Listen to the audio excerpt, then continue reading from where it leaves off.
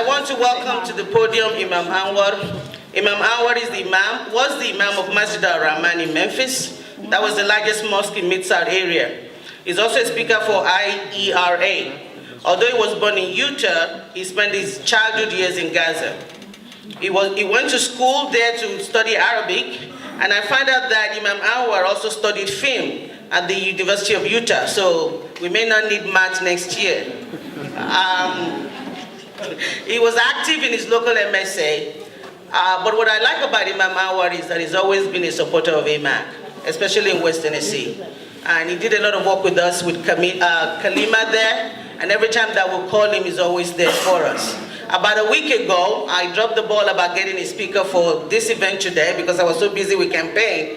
And at the last minute, I called Imam Anwar and asked if he would speak today, and he graciously accepted. So I'm so glad that he's here, but I also want to use this opportunity to announce to all of you that Imam Anwar, inshallah, will be starting next Friday as the Chief Imam of the Islamic Center of Tennessee. So I want you all to help me welcome Imam Anwar, not just to the podium, but please give him a rousing welcome to the Music City. Imam Anwar. Thank you for that, Sister Arafat. Assalamu alaikum wa rahmatullahi wa barakatuh.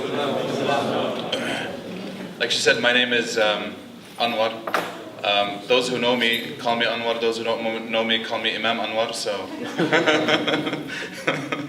just to point that out.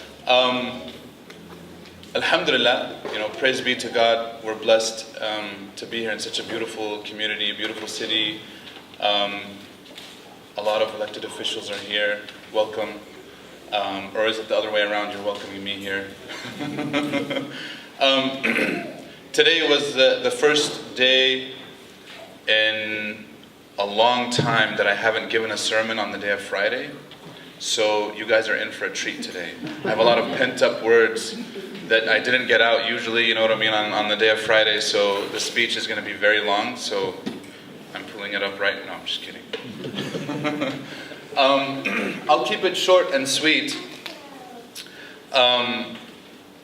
I recently had the honor and privilege of visiting Christchurch, New Zealand. And this is after this was 3 weeks after the terrorist attack took place. I work for an organization, she said it was IERA, that stands for the Islamic Education and Research Academy.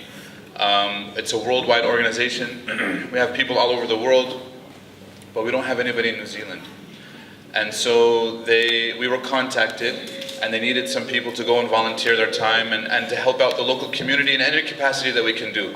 Usually as our work as imams, we do counseling, we talk to people, we give lectures and whatnot, but this was a completely different animal altogether. And they asked, would you like to go? I said, sure. We went down, I stayed for about 9 days. Some of our other guys stayed shorter, some stayed longer, for the purpose of just supporting the local community. The Muslim community in New Zealand reminded me so much of our communities here in America. It was frightening. To the extent that a lot of the same issues that they have were the same that we have. Some of the same people that attend the mosque were the same people that attend our mosques here. The makeup of everything that we saw over there was pretty much the same.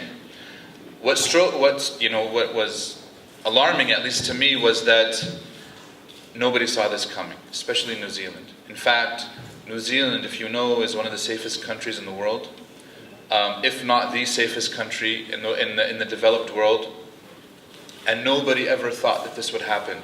While I was there, I met a brother who, his story was remarkable. He said that 3 years ago, he heard in the news about a mosque shooting that happened in Quebec. There was a white supremacist, one of these neo-Nazis, came to a mosque for their nightly prayers. So the thing that the Muslim community has is that every day our mosque is open for 5 times a day at least. It actually stays open in between. So, the community is almost always there. There are a lot of people there. And we have the nightly prayers, the morning prayers, afternoon, etc. And so for these nightly prayers, this shooter comes in and he shoots a bunch of the people while they're in prayer. 6 people died, many more were injured. This man said, now he's in Christchurch, New Zealand, 3 years ago, and he said, man, this could happen here. And a lot of people told him, no, you're crazy. You don't worry, New Zealand is safe. It will never happen here. Don't worry about it. And he said, no, you know what I'm going to start doing? I'm going to start, when I pray in the mosque, I'm going to be praying right next to this window, up here up front. So, and I took pictures of this. I have a whole, we took videos, we have pictures. There's a presentation, inshallah we can do it in one of the mosques, we have more time. I took a picture of this window that he used to sit next to. And a lot of people told him, why do you keep on sitting next to this window? And he said, you know, if anything happens, if the shooter comes in, I'm going to break this window and run out. It's my escape plan. Now, when he said that 3 years ago, everybody called him crazy. When the shooting actually happened, as soon as he heard the bullets, he broke that window open, ran out, and a majority of those people that were actually praying on the left side of the mosque, when you walk in, actually ran out from that window that he broke open. This is why the majority of the victims, majority of the people that died, and we hope that they're martyrs, inshallah ta'ala, died on the right side of the mosque, where nobody had that quick reaction to breaking the window open. And I talked to him, and he was like, yeah. Obviously, the obvious thing here is that when they thought that it couldn't happen or would never happen, it actually did happen. And it is my belief that the terrorist, in this case, his target wasn't actually the community in New Zealand. His target was actually America, and he said this. But it's also the Muslim community in America as well. And I hate to sound like a downer, but I do believe it's just a matter of time. And that the issue is when and where something similar to that will happen here in the States. Obviously, we hope and we pray that that will never happen. But after seeing and talking to so many people over there, it does seem the case that this is just a matter of time. Which means that we must do as much as we can to stop any act of violence against any religious group, against any people in their place of worship. That should be the safest place. Last week we had San Diego. A few years ago we had Charleston, South Carolina. And Pittsburgh, Pennsylvania. These cities now have become synonyms for tragedies, and they shouldn't. But unfortunately this is the case. This is the climate that we live in, and we hope that no cities, obviously in Tennessee, but nowhere around the world should any city or any country like Sri Lanka be a victim of such, heinous crimes. I met an old man while I was there. We met a lot of people. There was an old man who came into the mosque, and he was handing out dates. And I took one, smiling.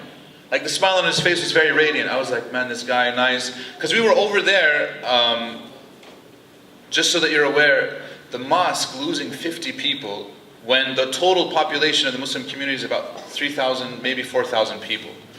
So in comparison, how many Muslims are there in Middle Tennessee? About 40,000? So it's 10%. Their Muslim community is 10% what we have here in Middle Tennessee. But even then, they were able to build this mosque. By the way, Masjid al-Nur, where I went, I found out that when it was built, and I actually checked this on the internet using Google Earth. Masjid al-Nur, when it was built, was the farthest masjid from Mecca on the planet. Masjid al-Nur, over there, about 9,300 miles away from Mecca. Farther than any that we have here in the United States. Hawaii is 9,200. So we're about 100 miles short in Hawaii. But besides that, it shows you the global kind of presence that Muslims have around the globe. In the mosque, this older gentleman comes in, smiling, hands out dates. I take the date, I didn't even think about it. We were there welcoming guests to the mosque. So the mosque is currently, even still, receiving hundreds of visitors a day. Right? When I was there, we estimated, according to our kind of, week count, was at least 500 visitors a day. These were the ones that came inside the mosque. Outside, it was literally thousands. They had to remove some of the flowers. There were so many covering the sidewalks and so forth. People coming in. And I realized something that they had in New Zealand, that the New Zealanders were not coming there to wish good feelings, to only wish good feelings for the Muslim community. They were actually there because they had that perception that this is our tragedy. This is not just a Muslim community thing, and I'm from a different community. They didn't have that notion at all. And I was completely, to me, this was very foreign, to be honest.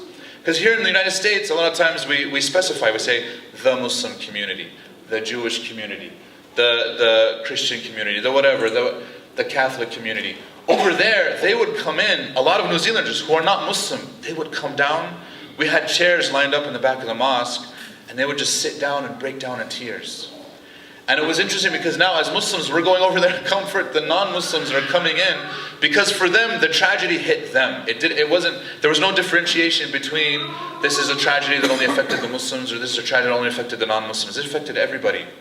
And we would sit down and talk to them, and we would talk about our faith in terms of what we believed happened, to these types of people, what our assumption is of God's treatment of them, etc., and what Islam is, what it isn't.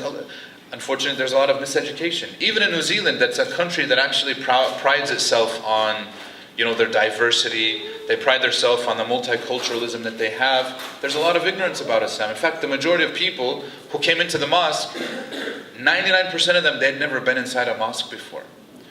And this was their first time. I met a lady, she said, I've been living next to this mosque for 20 years, and I live on the same block, and this is my first time inside. And I feel ashamed that it had to be a tragedy what brought me to the mosque.